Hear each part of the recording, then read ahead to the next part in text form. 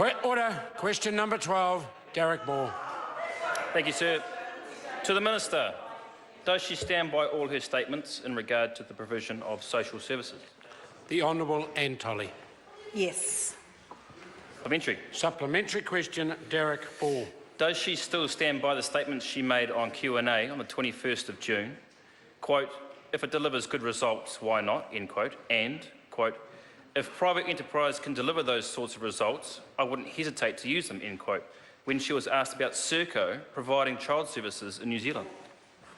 The Honourable Anne Tolley. Well, to the first part of that question, yes, of course, because this government's all about making sure that the money we invest in social services get results for the people they're designed for.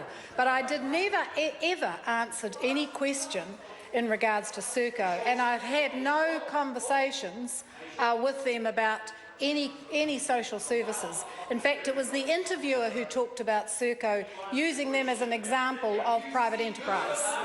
Supplementary. Supplementary question, Darroch Ball. Does she still stand by her statement made in that same interview in regards to Serco's provision of services that they, quote, maybe need tighter controls, end quote? And doesn't she think she should have mentioned that to the Minister of Corrections some time ago?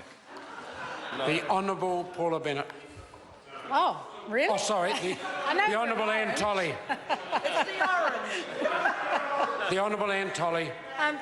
Mr. Speaker, I think the member needs to be just a bit careful about how he selectively quotes from discussions, because the discussion on Q&A was about, would I consider using private enterprise to deliver social services? And in that conversation, the questioner talked about Serco. But in fact, this government has partnered with a number of private enterprise, like Fonterra with the Kickstart, like BNZ with the small loans, and will continue to do so as long as we get results for the people that need the services we're delivering.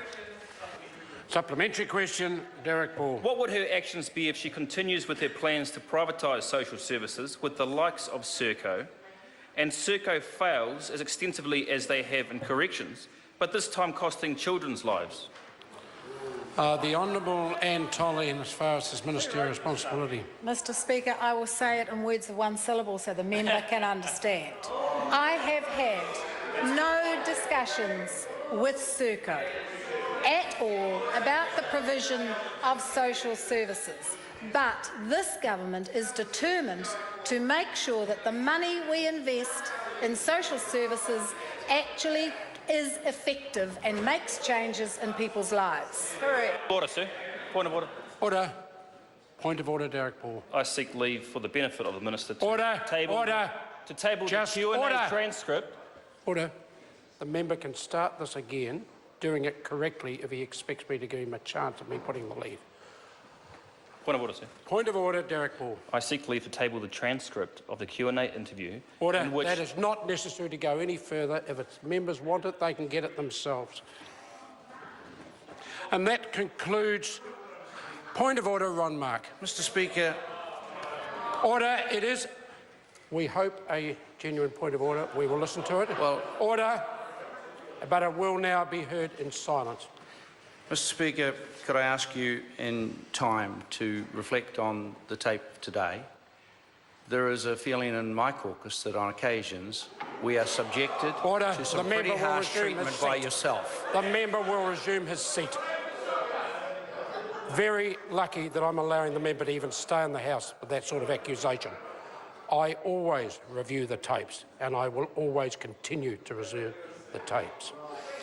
That concludes questions for oral answer. I call on Government Order of the Day number 1.